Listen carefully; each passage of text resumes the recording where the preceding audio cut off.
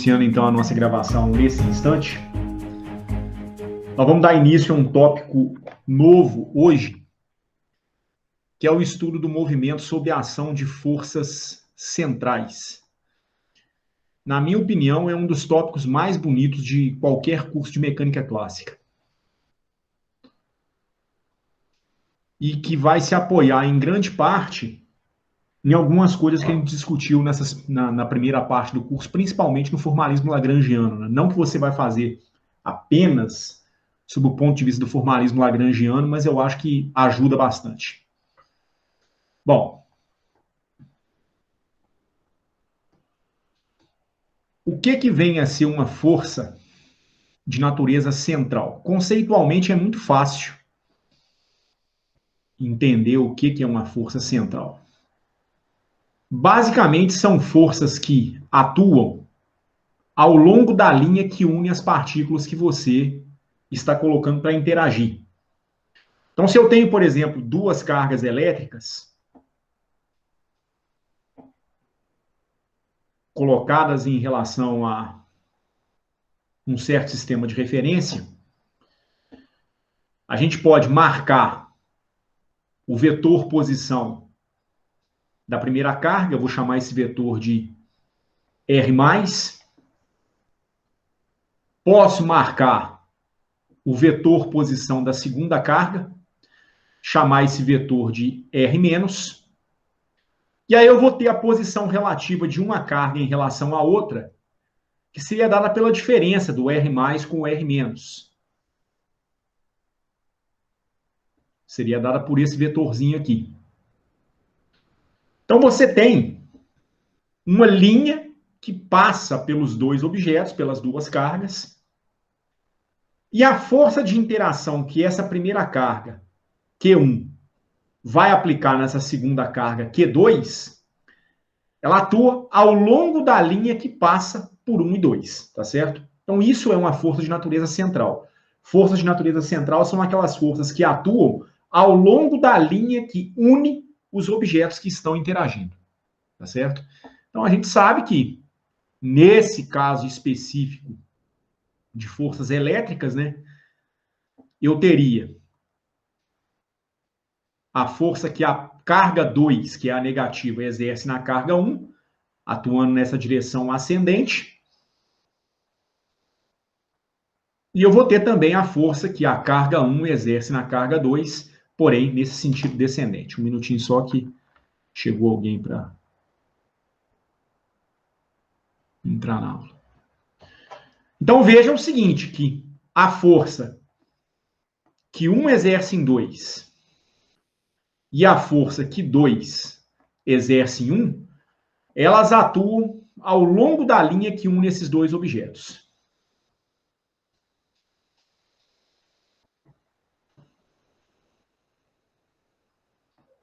E essa é a principal característica de uma força que a gente denomina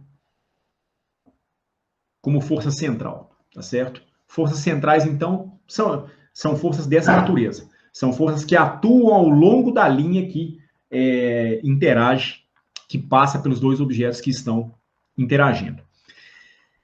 É muito comum, quando você está estudando um problema de forças centrais, você fazer uma espécie de mudança de variáveis que pode trazer uma simplificação considerável para o problema. Considerável em que sentido? Bom, vamos imaginar que você está estudando dois objetos que interagem entre si sob a ação de forças centrais. E se fosse possível a gente reduzir essa interação entre dois objetos para um único objeto, que seria, vamos dizer, equivalente a esses dois que são interagentes? É aí que vai entrar o conceito de massa reduzida.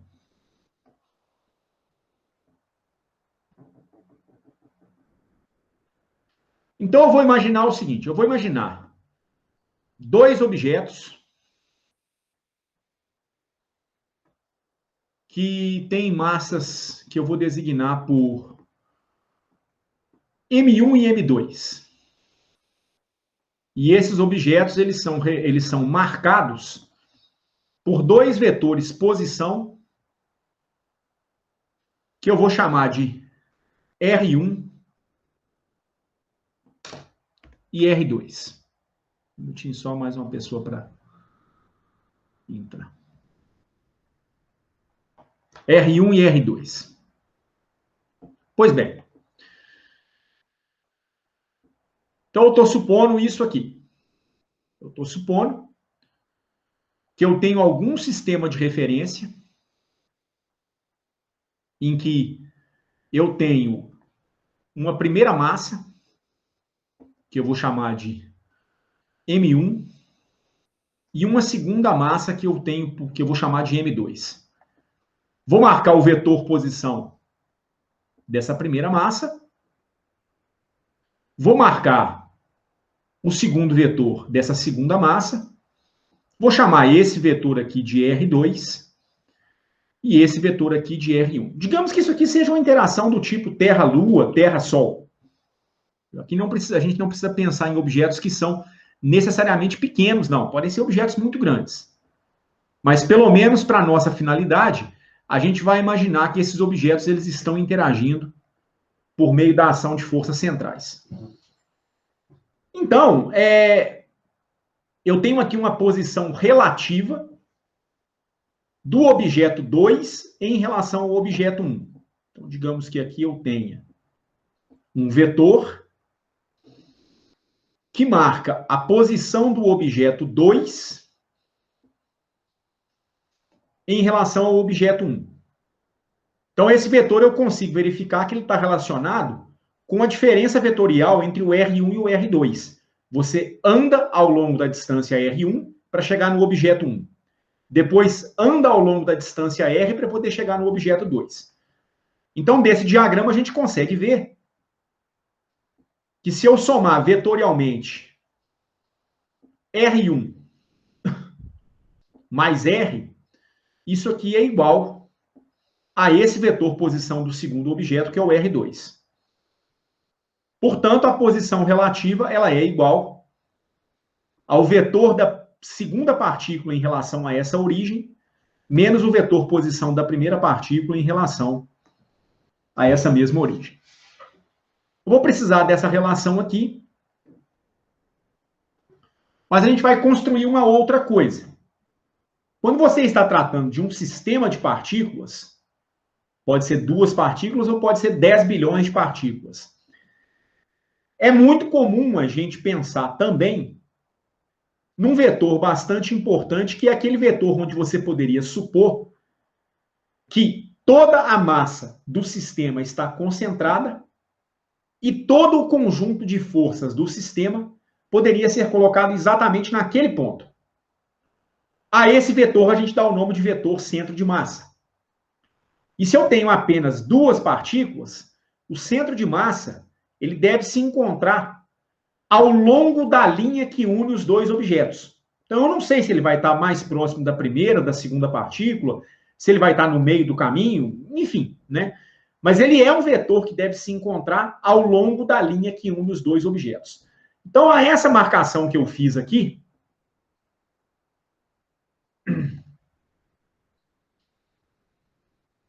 eu vou chamar de Rzão. E esse Rzão, para mim, é o vetor centro de massa desse meu conjunto de partículas.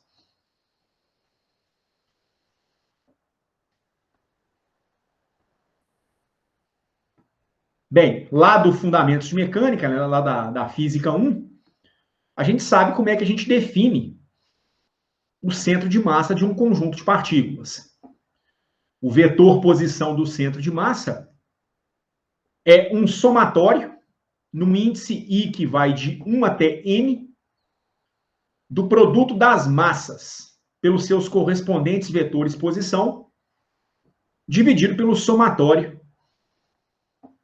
de todas as massas. Para esse nosso caso em questão, nós temos apenas 2 partículas. Então, isso aqui se resumiria a M1R1 mais M2 vezes R2, dividido pela soma das duas massas, que é a massa 1 mais a massa 2. Então, será que a gente consegue, ao invés de tratar esse problema envolvendo duas partículas interagindo, trocar isso por um problema equivalente onde eu teria apenas uma partícula em uma determinada localização? Vamos verificar que é possível sim. É possível trocar esse conjunto de duas partículas por uma única, aonde eu poderia imaginar toda a massa presente, onde eu poderia imaginar toda a massa desse sistema de partículas. Ela só não vai ser igual à massa total, como a gente vai perceber, tá certo? Ela não vai ser a soma de M1 mais M2. O que a gente tem, então, na sequência, é uma espécie de um sistema de equações. Primeiro, se eu chamo a soma das duas massas, M1 mais M2, de Mzão, eu poderia, da definição de centro de massa, fazer o seguinte: M1 mais M2 é a massa total, eu vou multiplicar essa massa total pelo vetor posição do centro de massa, e eu vou ficar com massa vezes a posição do centro de massa, igual a M1, R1, mais M2 vezes R2. E além disso, eu tenho um vetor posição relativa da partícula 2 em relação à partícula 1, tal que o R é igual a R2 menos R1. Então, eu vou tentar escrever esse conjunto de equações em termos da posição do centro de massa e da posição relativa da partícula 2 em relação à partícula 1. Vamos ver o que a gente vai ganhar com isso. Primeira coisa que eu vou fazer é dividir essa primeira relação por uma das massas. Qual delas? A que eu quiser. Digamos que eu divida por M2. Se eu divido a primeira relação por M2, eu vou ter Mzão dividido por M2 vezes o vetor posição do centro de massa igual à razão entre M1 sobre M2 vezes o vetor posição R1 mais o próprio R2, porque M2 dividido por M2 vai dar 1. Eu vou chamar a equação que foi me dada pelo centro de massa de equação 1, a equação da posição relativa de equação 2, e essa equação que eu obtive via manipulação na divisão por M2, eu vou chamar de equação 3. O que eu vou fazer agora? Eu vejo que, ao fazer essa divisão, eu consigo isolar a dependência em R2. Eu poderia ter feito a divisão por M1 e isolado a dependência em R1. Então, seria equivalente fazer a divisão tanto por M1 quanto por M2, tá certo? Nós não estamos priorizando essas equações, não. E aí eu vou fazer o seguinte, eu vou reescrever aqui embaixo o vetor R. Ele é igual a R2 menos R1. E daí eu vou subtrair uma relação da outra. Quando eu subtraio uma relação da outra, eu elimino a dependência em R2, ficando apenas a dependência no vetor posição da primeira partícula, que é o R1. Esse não foi eliminado. Então, subtraindo as equações,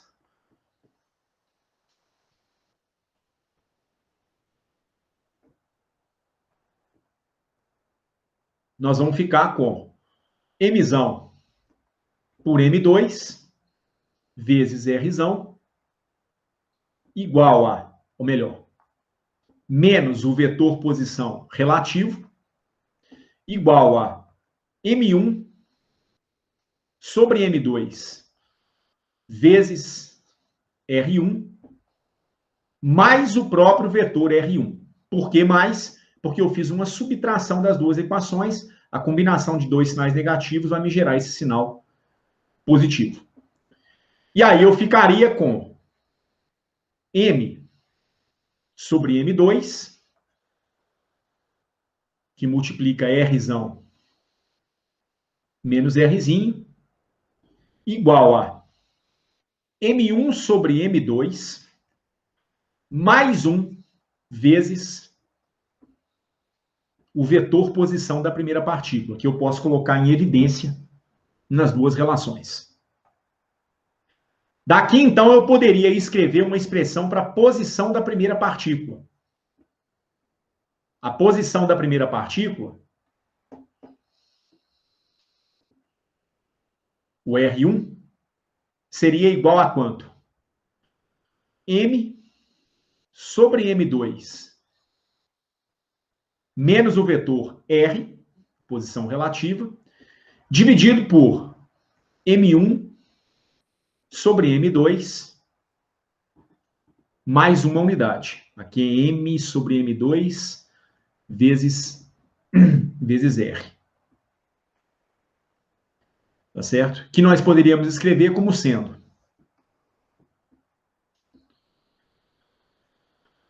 MR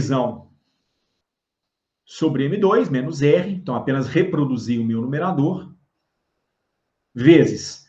Aqui eu vou fazer uma multiplicação pelo inverso da fração que vai aparecer no meu denominador. Essa fração, ela é igual a M1 mais M2 dividido por M2, tirando o mínimo múltiplo comum. Como eu tenho que multiplicar pelo inverso da fração, isso aqui vai me dar M2 sobre M1 mais M2. Daí a gente ficaria com o seguinte. A posição da primeira partícula vai ser igual a M sobre M1 vezes o vetor posição do centro de massa vezes M2 sobre M1 mais M2 menos R que multiplica M2 sobre M1 mais M2. No primeiro termo, algumas simplificações podem ser feitas. Por exemplo, aqui é M2, né, na verdade, ficou parecendo M1. Esse M2 pode ser eliminado com esse M2. E o Mzão, na verdade, é a própria massa total. Ele é a soma do M1 com o M2. Então, esse termo ele pode ser eliminado com esse aqui. Então, eu consigo escrever a posição da primeira partícula como sendo o centro de massa menos M2, ou seja, a massa que eu não quero, vamos dizer assim, porque ela está associada à partícula 2 e não à partícula 1, sobre a soma das massas vezes o vetor posição relativa. Então, essa aqui é a equação que me permite escrever a posição da primeira partícula em termos do vetor posição do centro de massa e do vetor posição relativa. E aí eu poderia fazer algo parecido para eu poder obter a posição R2. Aí tem várias estratégias. Uma delas seria, ao invés de nós partirmos desse ponto, eu poderia dividir essa relação por M1 para eliminar a massa R1 e então isolar o próprio R1. Aqui então isolar o R2, como eu fiz aqui em cima. Ou então eu posso fazer uma forma até mais simples. Já que eu tenho a posição da primeira partícula, né, eu substituo o resultado que eu encontrei aqui em cima e isolo o R2. Aí eu escrevo R2 em função da posição relativa e do vetor posição do centro de massa. Então eu vou chamar, eu acho que esse caminho ele é mais imediato.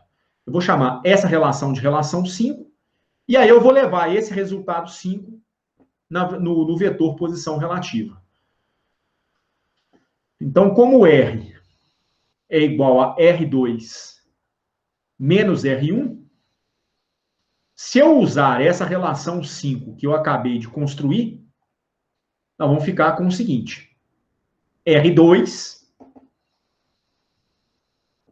é igual a R mais R1. transpondo o R1 para a minha esquerda.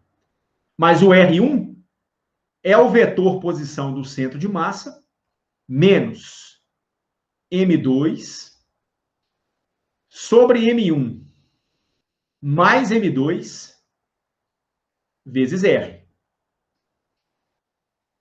R2 vale quem, então? R, que eu posso colocar em evidência, 1 menos M2 sobre M1 mais M2 vezes o vetor posição do centro de massa desse conjunto de partículas. Aliás, aqui mais, né, melhor dizendo. O R multiplica 1 menos M2 sobre M1 mais M2, colocando o R em evidência. Se eu tirar o mínimo múltiplo comum entre 1 e M1 mais M2, vai dar M1 mais M2. E a dependência em M2 vai ser eliminada. E aí, com isso, o vetor posição da segunda partícula vai ser o vetor posição do centro de massa mais a massa que eu não quero sobre M1 mais M2 vezes o vetor posição relativa. Esse aqui é o vetor posição da segunda partícula, escrito em termos do vetor posição do centro de massa e escrito em termos do vetor posição R. Deixa eu apenas conferir se é isso mesmo. Em princípio está certo. Em princípio, M1 mais M2 menos M2.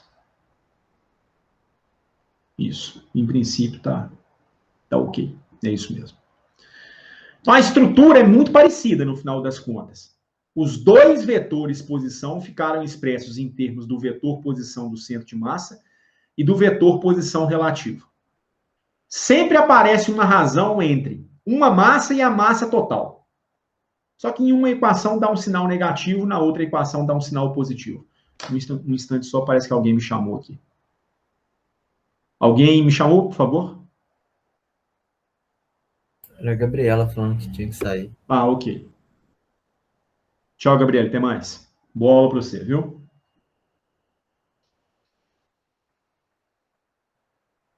É possível fazer outros tipos de manipulação, encontrar o R2 em função do M2, enfim, mas acho que isso aqui, essa equação em linhas gerais, essa equação aqui, ela já é satisfatória para a gente. Só conferir se todos os sinais estão realmente certinhos, pode ser que eu tenha cometido algum equívoco, mas me parece que não. Me parece que está tudo de acordo mesmo. R, M2, M1 mais M2, e aqui M1 mais M2, o M2 é eliminado. Não, tá ok, parece que tá tudo certo.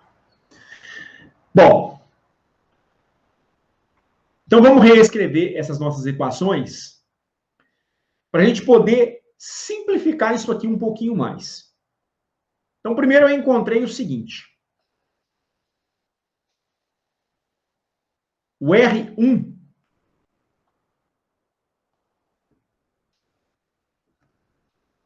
ele foi expresso como vetor posição do centro de massa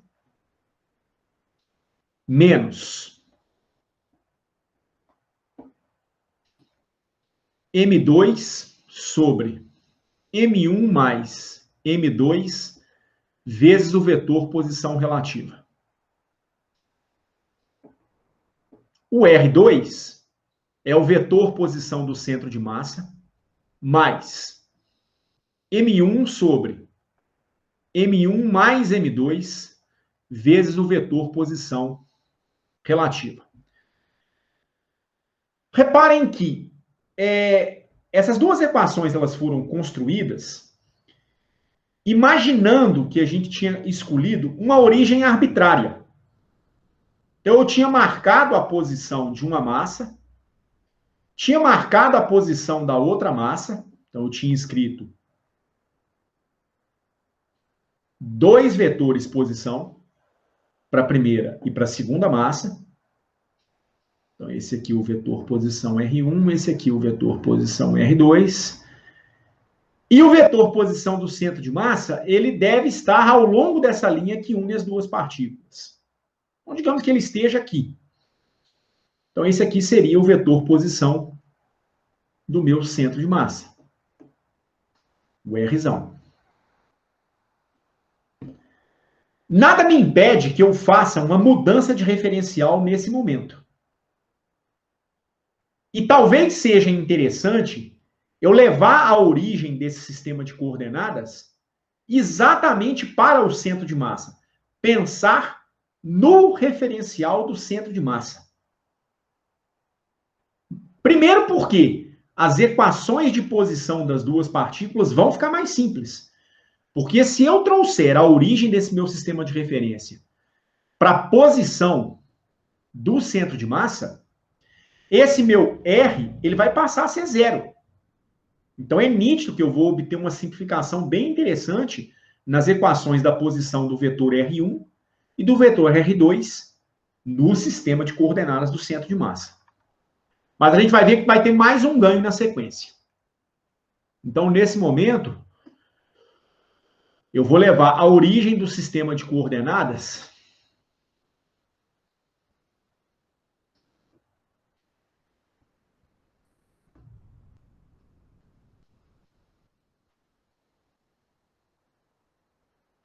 para o centro de massa. Quer dizer, eu vou adotar a origem do meu sistema de referência como sendo o próprio sistema de coordenadas do centro de massa. Então, meu R vai passar a ser zero. A origem vai ser levada para o centro de massa. Fica nítido, então, que as equações de posição nesse novo referencial ficam bem mais simples, né? O R1 vai ser menos M2 sobre M1 mais M2, vezes o vetor posição relativo. E o R2 ele vai ser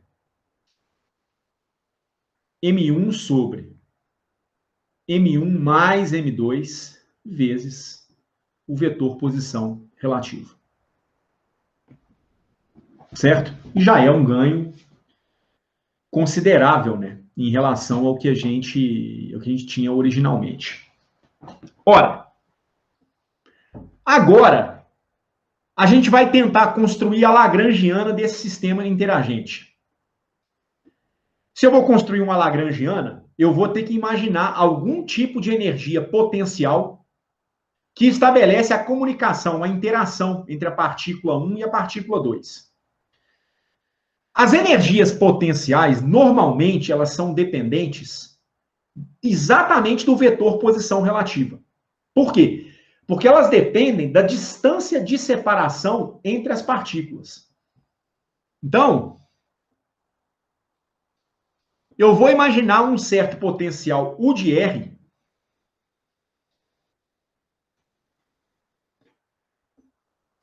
que vai descrever para mim a energia potencial de interação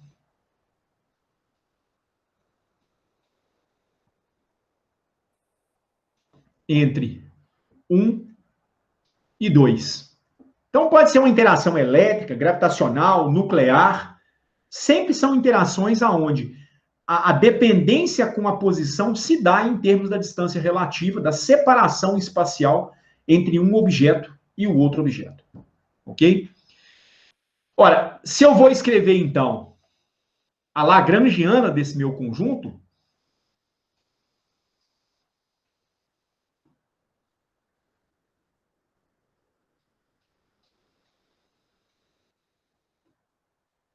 eu vou ter que escrever uma expressão para a energia cinética subtraída da energia potencial.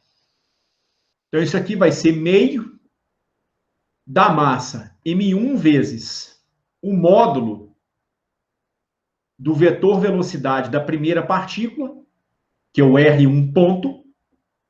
Isso, então, é a energia cinética associada à primeira partícula, mais meio de m2 vezes o módulo da velocidade da segunda partícula, que é um R2 ponto, elevado ao quadrado, menos um eventual termo de interação, uma energia potencial U de R. Toda a construção que a gente fez até agora se deu em termos dos vetores posição, não dos vetores velocidade. Não tem problema. Eu posso pegar o R1 ponto, que é a velocidade da partícula 1, e defini-lo como a derivada do vetor posição da partícula 1 em relação ao tempo. No referencial do centro de massa, isso seria a derivada em relação ao tempo do vetor posição R1. O vetor posição R1 a gente obteve aqui em cima, vale menos M2 sobre M1 mais M2 vezes o vetor posição relativa. Isso me dá menos M2 sobre a massa total, M1 mais M2, vezes a velocidade relativa R ponto, da partícula 2 em relação à partícula 1, que é a definição do R, né? O R é o R2 menos o R1. O R2 a gente vai poder proceder de forma semelhante. O R2 ponto é a derivada do vetor posição R2 em relação ao tempo. Isso é a derivada em relação ao tempo de menos M1, aliás, mais M1, sobre M1 mais M2, vezes o vetor posição relativa, que me dá M1 sobre M1 mais M2 vezes o R ponto.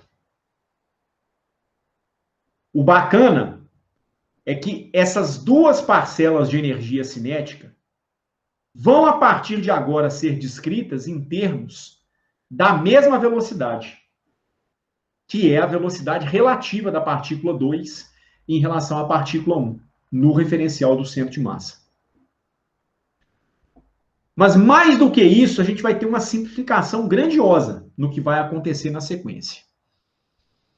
Minha lagrangiana vai passar a ser escrita como sendo meio de M1 vezes. Como eu tenho o módulo da velocidade elevado ao quadrado, esse sinal negativo aqui não serve para absolutamente nada. Ele vai ser elevado ao quadrado, ele vai desaparecer.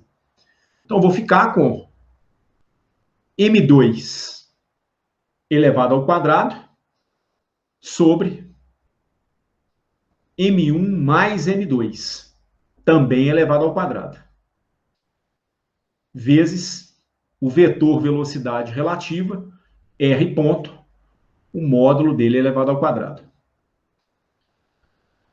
Mais meio de M2, vezes, aí vem o vetor velocidade da partícula 2, que é M1 ao quadrado, sobre M1 mais M2, também elevado ao quadrado, vezes o vetor velocidade relativa, módulo dele elevado ao quadrado. Menos um potencial que eu ainda não estou especificando qual que é, o de R. Você olha para os dois termos e você vê que eles são muito parecidos. Ambos têm M1 mais M2 elevado ao quadrado. É um fator que pode ser colocado em evidência. Ambos têm o vetor velocidade relativa elevado ao quadrado. Também vai poder ser colocado em evidência. O que é um pouco discrepante são as massas nos numeradores. Mas eu ainda assim posso fazer uma simplificação, porque eu tenho que M1 vezes M2 ao quadrado é igual a M1 vezes M2 vezes M2. Aí na segunda parcela, eu tenho M2 vezes M1 ao quadrado, que eu poderia escrever como M2 vezes M1 vezes M1. Ou seja, o produto M1 e M2, ele é presente tanto na energia cinética da primeira partícula, quanto na energia cinética da segunda partícula. O M1 e M2 pode ser colocado em evidência. Na primeira parcela vai sobrar um termo M2. Na segunda vai sobrar um termo M1. Mas com isso a minha lagrangiana vai poder ser escrita como sendo meio de M1 e M2 eu posso colocar em evidência. Posso também colocar M1 mais M2 elevado ao quadrado. Ele é presente nas duas parcelas. Posso colocar a velocidade relativa do segundo objeto em relação ao primeiro ao quadrado. O que eu não posso colocar é o excedente na primeira parcela e o excedente na segunda. Eu não posso colocar esse termo M2, ele vai sobrar na primeira parcela, e esse termo M1 na segunda parcela. Menos a energia potencial, U de R. Mas na parte de energia cinética, eu vejo que eu posso fazer uma simplificação com tudo isso que eu coloquei em evidência. Esse termo que representou as massas que eu não posso colocar em evidência é exatamente o termo que aparece no denominador. A menos, claro, que aqui está o quadrado e aqui não está, né? Mas eu posso simplificar M2 mais M1 com esse fator quadrático. E aí, com isso, a minha lagrangiana seria igual a meio do produto das massas sobre a soma das massas vezes R ponto elevado ao quadrado menos U de R. Eu tinha dito, agora há pouco, que nós íamos tentar reescrever esse problema sob o prisma de uma única massa que representasse todo o conjunto de duas partículas interagentes. É isso que nós temos agora. Esse produto de massas dividido pela massa equivale a uma espécie de massa correspondente do sistema de duas partículas. Isso aqui é massa vezes massa. Em termos de unidade, isso aqui teria unidade de massa elevado ao quadrado, dividido por unidade de massa. É como se sobrasse uma única massa no final das contas. A esta massa nós damos o nome de massa reduzida desse seu sistema de duas partículas, que eu vou chamar de μ a partir de agora.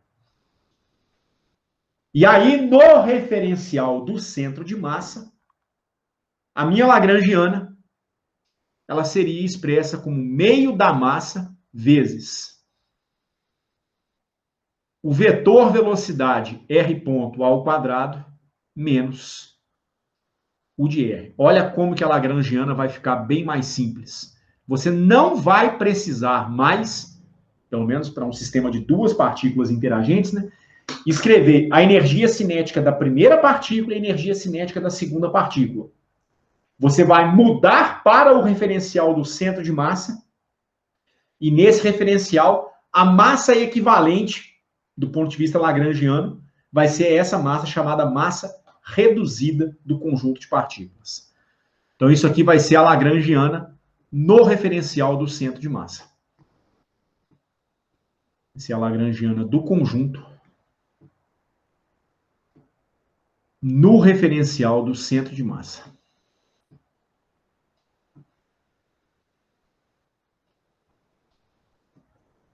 Que é uma lagrangiana bem simples, né? Claro que ela pode ficar bem complicada dependendo do potencial que a gente tem.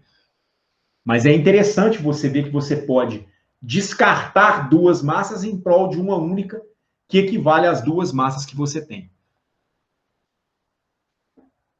Então, meio da massa reduzida vezes o quadrado da velocidade, menos a energia potencial, U de R. Isso, então, é a nossa lagrangiana. Esse, então, é o primeiro aspecto sobre um problema de forças centrais.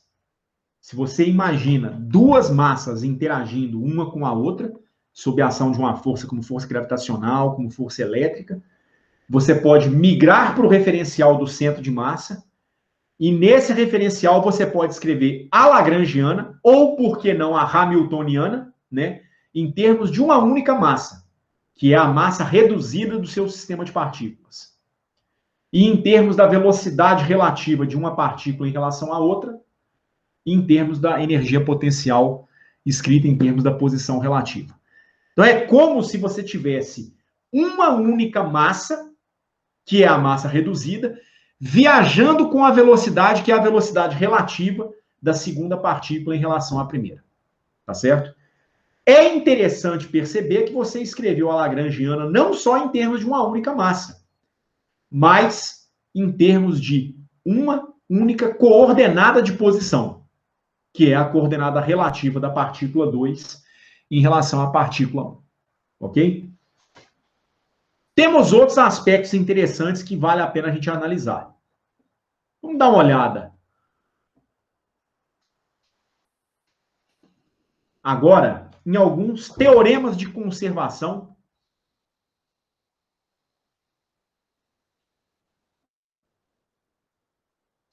e nas chamadas integrais de movimento.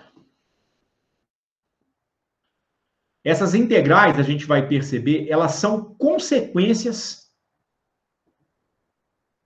dos teoremas de conservação que a gente vai investigar. Quais serão os teoremas de conservação? Basicamente serão dois. A gente vai constatar a conservação da energia e a conservação do momento angular. Da conservação do momento angular, a gente vai desdobrar um resultado muito importante, que é a segunda lei de Kepler. Então, a gente vai perceber que, como uma consequência da conservação do momento angular, a linha que une as duas partículas interagentes, ela vai descrever áreas iguais em tempos iguais. Isso vai ser verdade não só em interações gravitacionais, como também em interações eletrostáticas. Mais do que isso, tem uma outra consequência muito interessante. A conservação do momento angular, ela vai mostrar para a gente que, sob a ação de forças centrais, as partículas interagentes, elas vão sempre se movimentar num plano. Então, elas não vão ser capazes de provocar um torque que vai fazer com que elas sofram algum tipo de movimento de rotação fora do plano. Elas não vão poder girar fora do plano que as contém inicialmente. Tá certo? Então, o que eu quero inicialmente é estudar o movimento de uma espécie de uma única partícula. Eu quero, então, estudar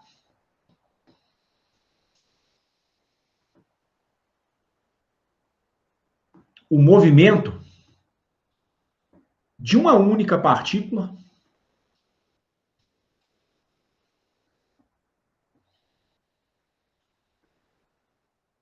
que tem uma certa massa μ, que nós demos o nome de massa reduzida, e essa massa ela vai estar sob a ação de algum potencial U de R. E esse potencial é um potencial central.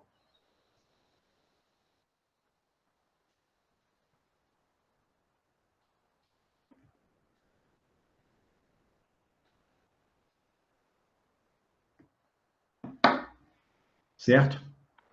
Basicamente, o que a gente tem é isso aqui, então.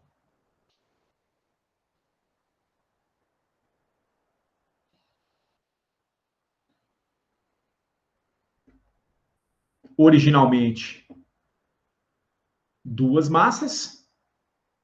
Aqui duas partículas, né? Eu ainda não descrevi exatamente qual que é o tipo de interação.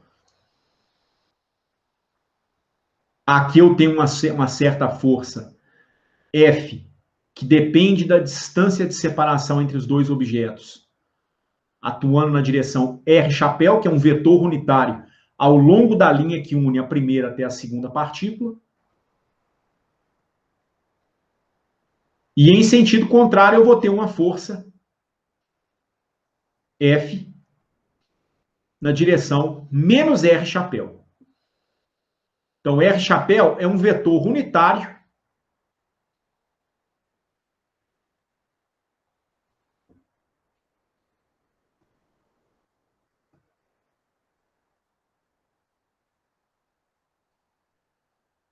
ao longo da linha que une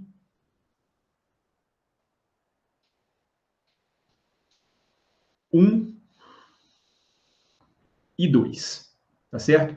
Essas duas forças são opostas, basicamente em razão da terceira lei de Newton, né? Estão atuando ao longo da mesma direção, porém em sentidos contrários. Basicamente é essa a distensão, a situação que a gente tem. Tá certo? Essa força F, dependendo do vetor posição relativa R, ela tem um certo módulo F, que depende desse vetor posição, e ela atua ao longo desse nosso vetor unitário, R chapéu. Bom, sob certas condições, a gente sabe que o momento angular ele precisa ser conservado.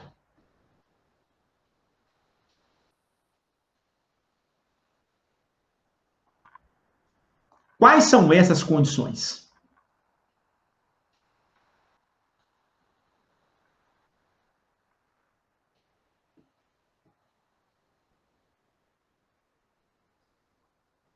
Quais são as condições que garantem para a gente a conservação do momento angular?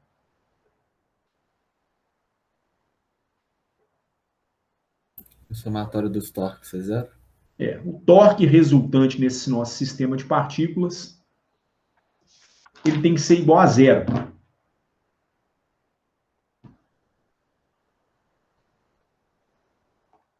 O torque resultante,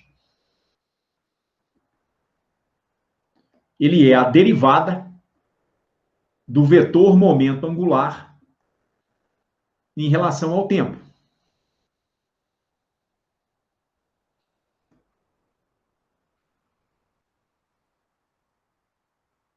Agora, nesse nosso sistema, vamos dizer assim, bastante evidente que o torque realmente precisa ser nulo, tanto na primeira quanto na segunda partícula. Por quê? Porque o torque, digamos, o torque provocado pela partícula 2, vamos colocar da seguinte maneira, né? Para simplificar a nossa notação, chamar isso aqui de torque IJ. Isso aqui vai representar para mim o torque que o corpo I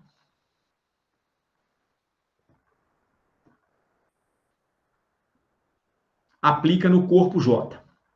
Quem é I e J? I e J são dois índices que podem valer 1 ou 2. O I pode valer 1, pode valer 2. O J também pode valer 1 ou pode valer 2. Então, aqui eu me refiro tanto ao torque que 1 aplica em 2, quanto ao torque que 2 aplica em 1. Tá certo? Tanto num sentido quanto no outro. Agora, o torque de uma força, ele é definido como o vetor que marca o ponto de aplicação dessa força do corpo I em cima do corpo J, fazendo o produto vetorial com a força que o corpo I aplica no corpo J. Se a gente olha para esse nosso sistema de duas partículas, ainda que em duas dimensões, a gente vai ver que o ponto de aplicação da força que o corpo I aplica no corpo J, ele é alinhado com a força que o corpo I aplica no corpo J. A força ser central tem essa implicação. A força é alinhada com a linha que une o corpo I ao corpo J. Então, se o F e J é um vetor apontando de I para J, aqui no caso teria que ser até o contrário, né? Aqui eu deveria colocar J e I na orientação das minhas partículas. Porque aqui eu tenho a força que o I aplica em J. Então, digamos que seja uma força de atração que ela aponte nessa direção e nesse sentido.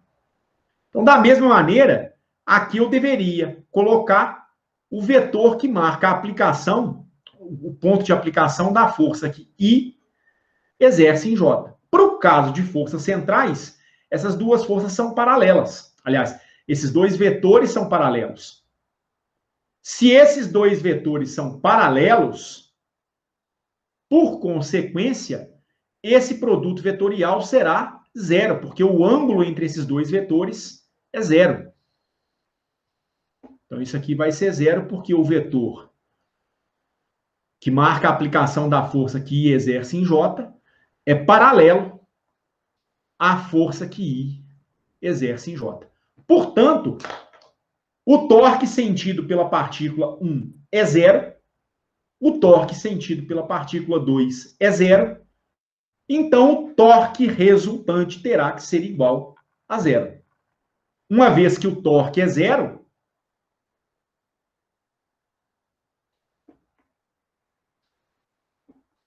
se o torque resultante é igual a zero, isso implica que a derivada do momento angular em relação ao tempo será igual a zero, ou seja, o momento angular ele é uma quantidade constante. Ele é uma quantidade conservada. Quando eu falo que ele é uma quantidade conservada, nós não queremos dizer a conservação apenas do módulo. A conservação é em módulo, em direção e em sentido. Então, o momento angular ele sempre estará apontando ao longo da mesma direção e do mesmo sentido. É por isso, então, que o movimento das partículas está restrito a um plano, para que a orientação espacial do momento angular não mude, como a gente vai discutir na sequência. Então, isso aqui vai ser verdade, essa conservação ela é verdade, em módulo,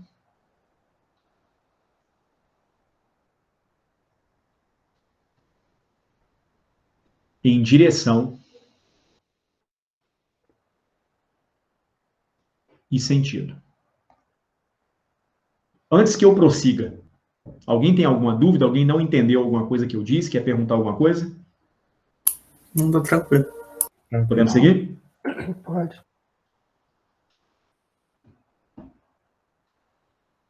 Então vamos falar um pouquinho a respeito dessa conservação do momento angular. E quais as implicações que isso vai ter. Vamos imaginar que eu tenho a minha partícula. Aqui eu já até posso pensar em termos da massa reduzida do meu sistema de partículas. Digamos que nesse momento essa partícula está nessa posição. Então esse aqui seria o vetor posição da minha partícula.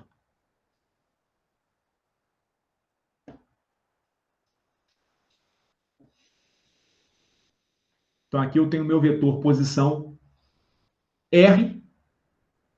E digamos que ela tem uma velocidade nessa direção. Ter uma velocidade nessa direção significa que ela tem um momento linear nessa direção. Que seria o produto da massa pela velocidade, ou ainda a massa vezes a derivada. Eu vou até escrever já em termos da massa reduzida, eu acho que é mais vantajoso, até para uniformizar a notação. Então, isso aqui vai ser massa reduzida vezes a derivada do vetor posição em relação ao tempo. Veja só. Eu posso definir dois vetores unitários para esse problema. Três, na verdade, né? Na verdade, eu posso definir um vetor unitário associado a essa linha radial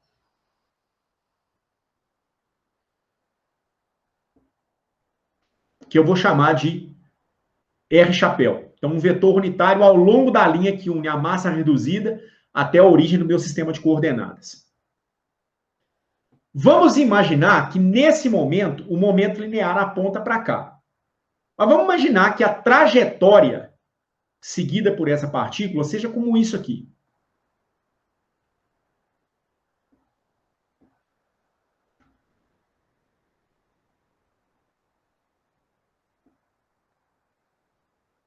Uma elipse, um círculo no plano XY, algo assim. Eu defini um vetor unitário radial, que vai ser perpendicular à minha trajetória. Então, esse meu vetor unitário R chapéu, ele faz 90 graus com a minha trajetória. Mas eu posso definir também um vetor unitário tangencial, que eu vou chamar de θ chapéu. Então, θ chapéu é um vetor unitário na direção tangencial à trajetória.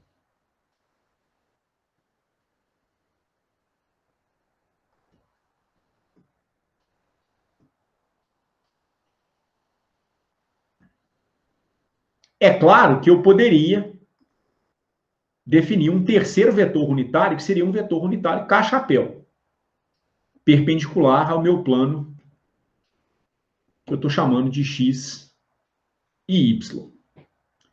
Quem vai ser o momento angular desse meu objeto, nesse meu sistema de referência?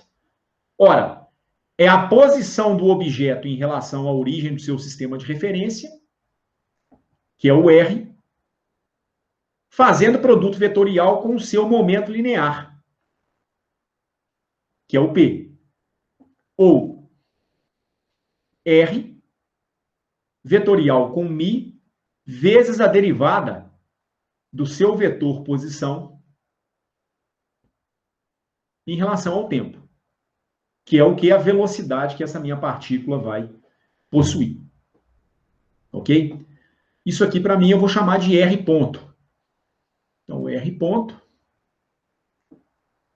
é igual à derivada do vetor posição R em relação ao tempo. Que eu poderia escrever da seguinte maneira. Esse meu vetor posição tem uma coordenada x e uma coordenada y.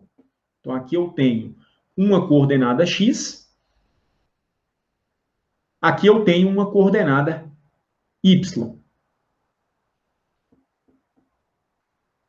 Esse x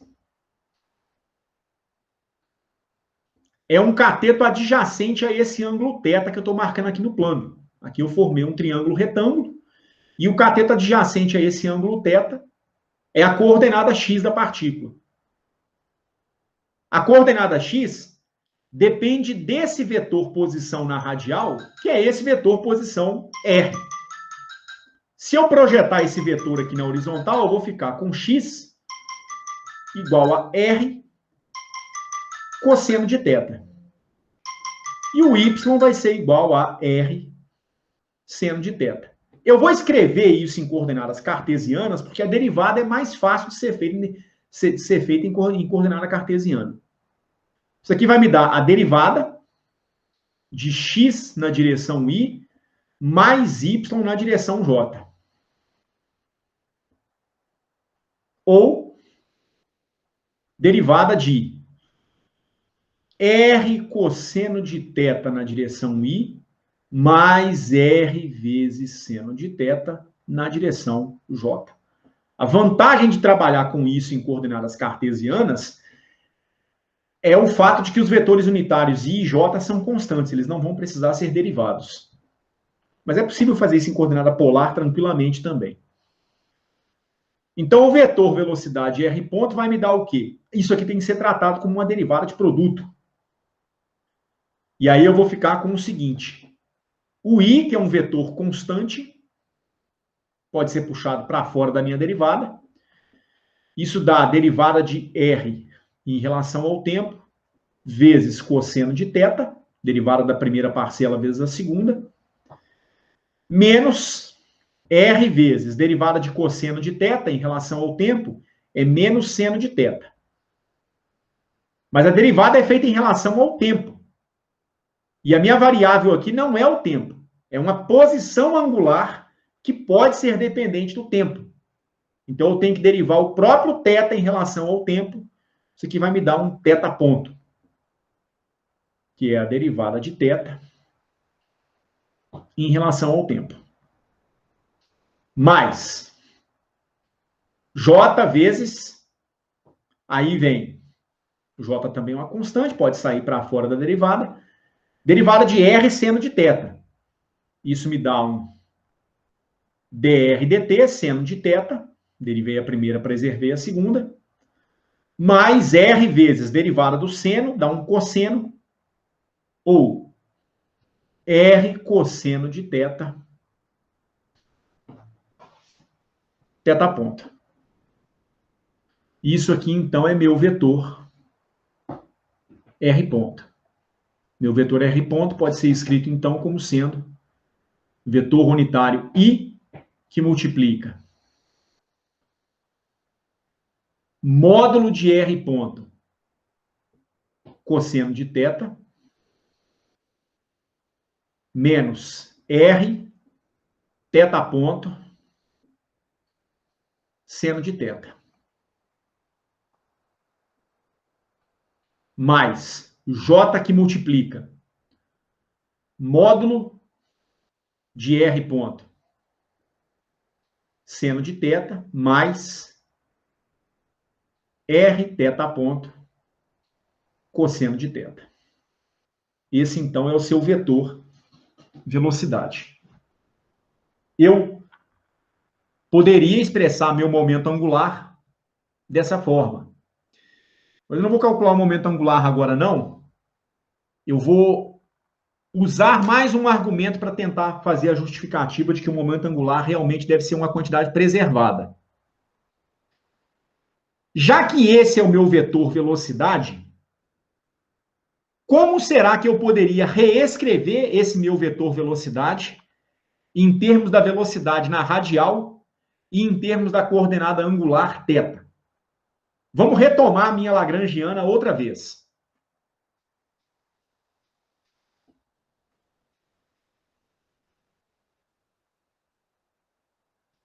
Quando eu retomo a lagrangiana, eu preciso me lembrar que a lagrangiana ela vale meio da massa reduzida vezes o módulo de R ponto elevado ao quadrado, menos um certo potencial U de R.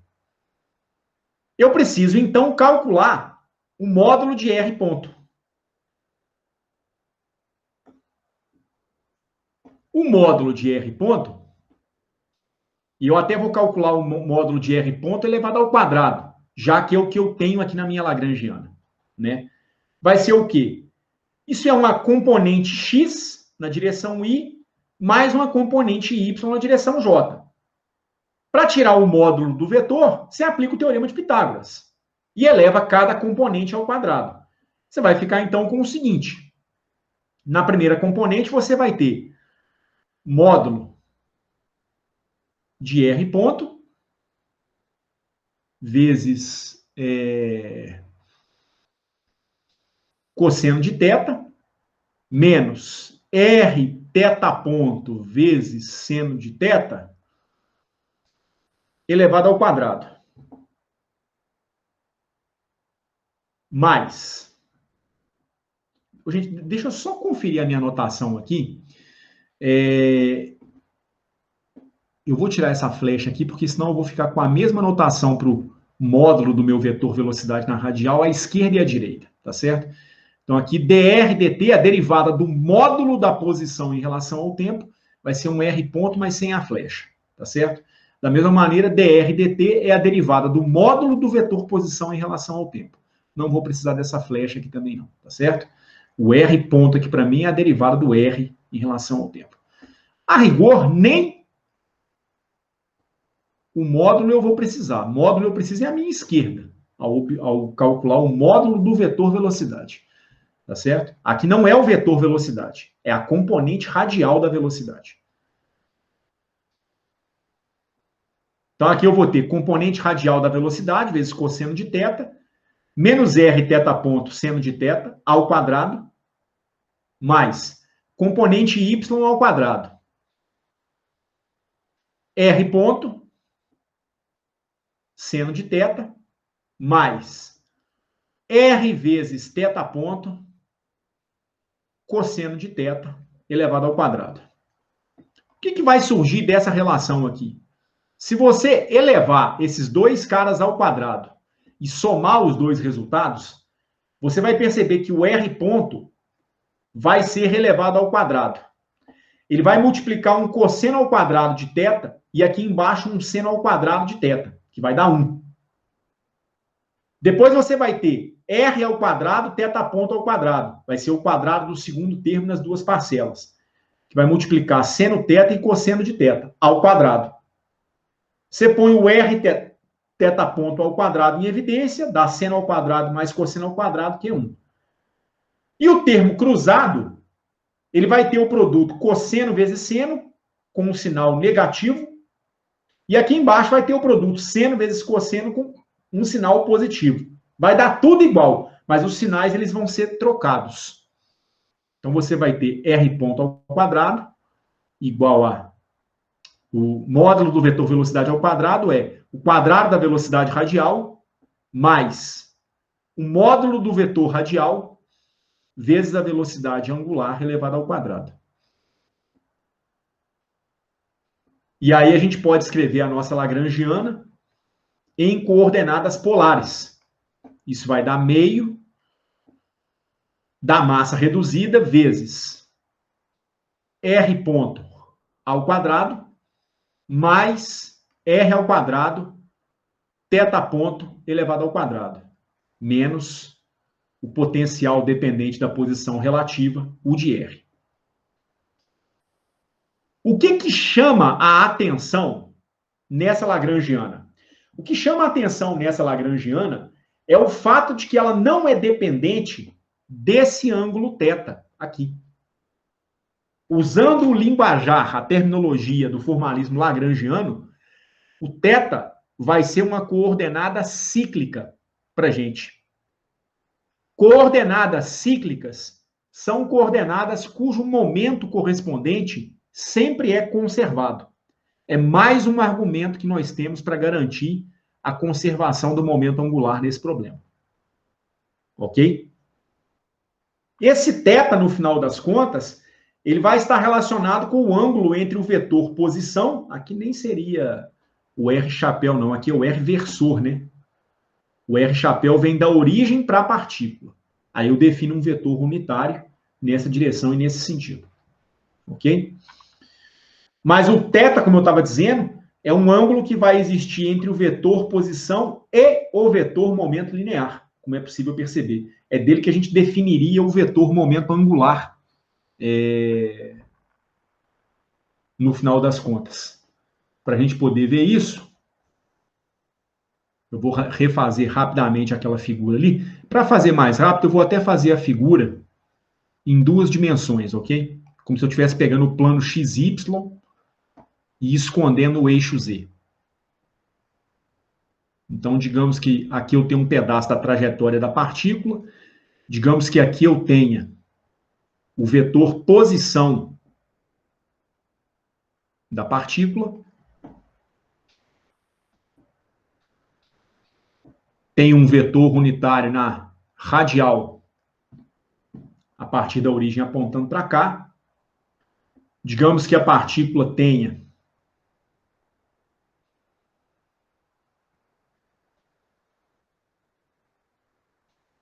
um momento linear apontando para cá.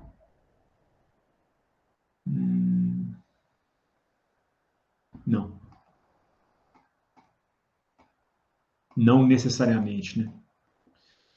Digamos que o momento angular da partícula atue para cá. Por exemplo, aqui, tangente à trajetória, o que eu vou ter é um vetor unitário θ chapéu.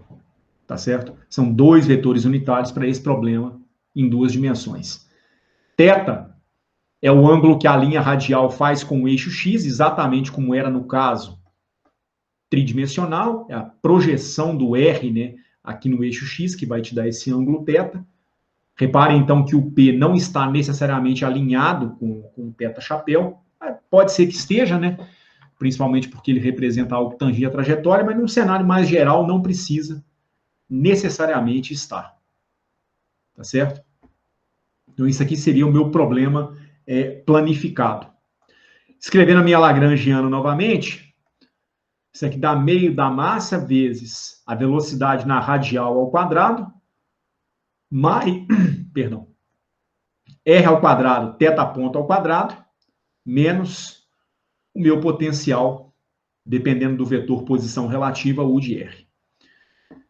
E aí, quais seriam as minhas equações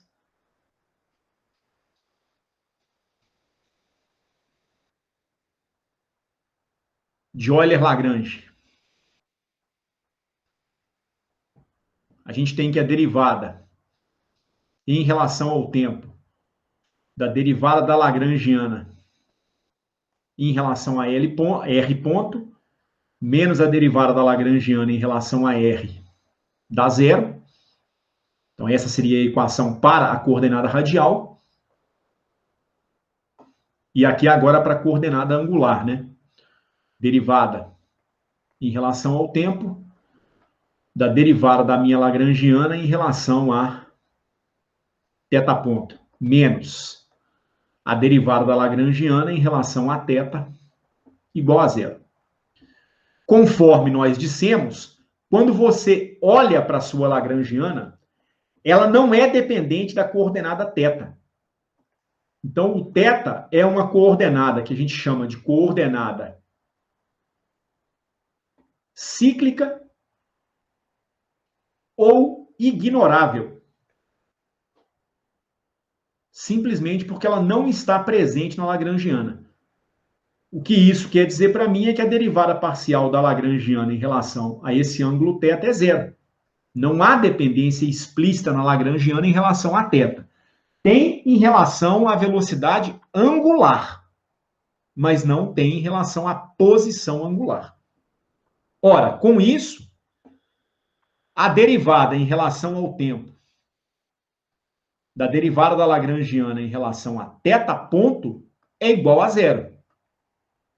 Isso significa que a derivada da Lagrangiana em relação a θ ponto é igual a zero. Só que essa derivada da Lagrangiana em relação à velocidade generalizada, ela é um momento.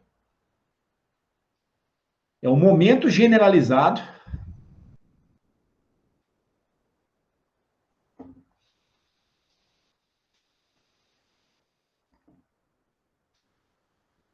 associado a θ, que eu vou chamar de P de θ.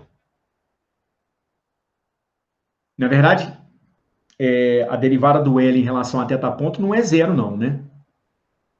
A derivada total em relação ao tempo é que é zero. Então, esse cara que está sendo derivado, que é o del L del θ ponto, que é o mesmo que o meu P de θ, isso aqui é uma constante. É mais um argumento que a gente tem para garantir a conservação do momento angular nesse problema, tá certo? Porém, agora do ponto de vista lagrangiano. Então, realmente ele vai se conservar. Toda vez que uma coordenada de posição, seja angular ou linear, não aparecer explicitamente na lagrangiana, o momento angular ou linear associado àquela coordenada deverá ser uma quantidade conservada, tá certo? Isso sempre vai acontecer. Dá para escrever, inclusive, a minha equação para esse momento generalizado. Ele é a derivada da Lagrangiana em relação a θ ponto. É a derivada em relação a θ ponto de quê? Meio da massa reduzida vezes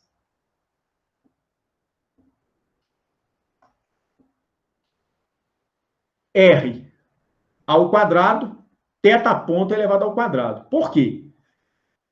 É o único termo na Lagrangiana que depende de θ ponto. É o único cara que precisa ser derivado de fato.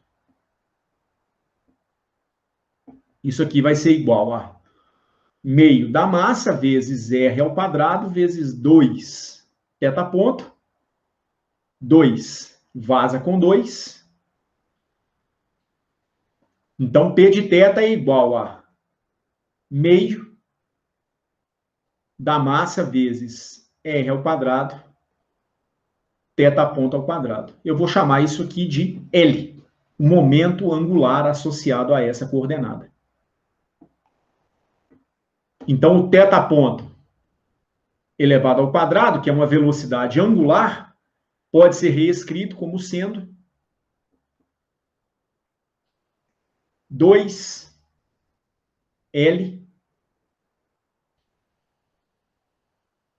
sobre mi... Aliás, 2 não, porque o 2 foi cancelado, né? Não tem esse fator 2 aqui, não. Ô, Edson, Oi. teta ponto também não é ao quadrado, não. Ah, é verdade. Bem lembrado, Kevin. Então, você pode expressar a sua velocidade angular como L sobre mi de R, mi vezes R elevado ao quadrado. Tem uma vantagem nisso? Tem uma vantagem.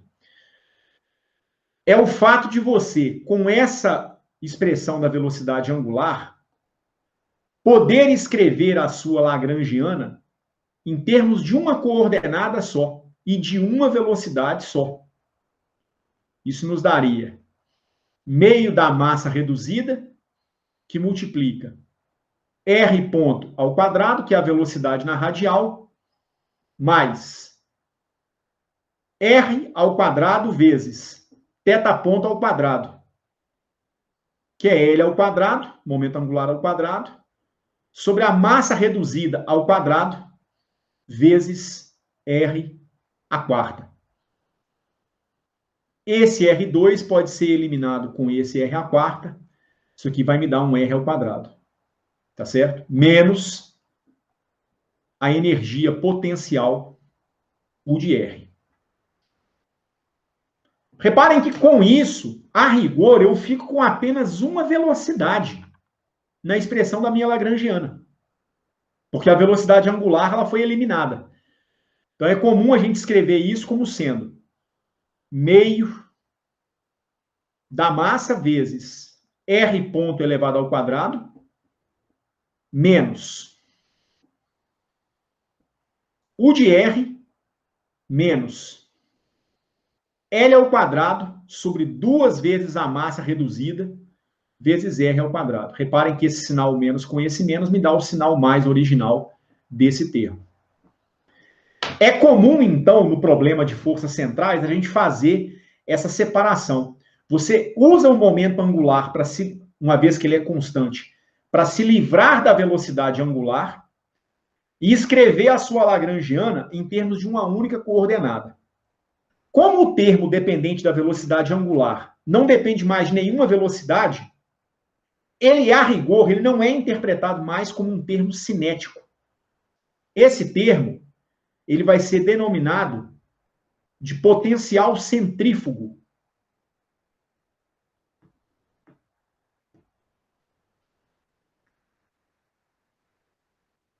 Mais tarde a gente vai ver que ele estará associado com a noção de força centrífuga.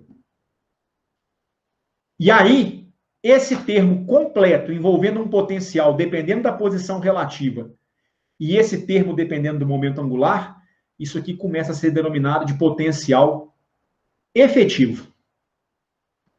É um potencial total, vamos dizer assim, que leva em conta tanto o potencial real, quanto esse termo centrífugo, que é o que vai gerar forças fictícias, né? Forças de inércia, no caso, a força centrífuga. Então, esse meu potencial, o F, dependendo da posição relativa, é igual ao potencial conservativo U de R, menos o momento angular sobre 2 vezes μ ao quadrado, é a massa ao quadrado, né? Aliás, aqui, não, aqui de fato é até μ mesmo, né? Porque é μ vezes 1 sobre μ2. Então, aqui realmente eu já fiz uma simplificação, aqui realmente é só μ. Então, aqui vai ser 2μ R ao quadrado.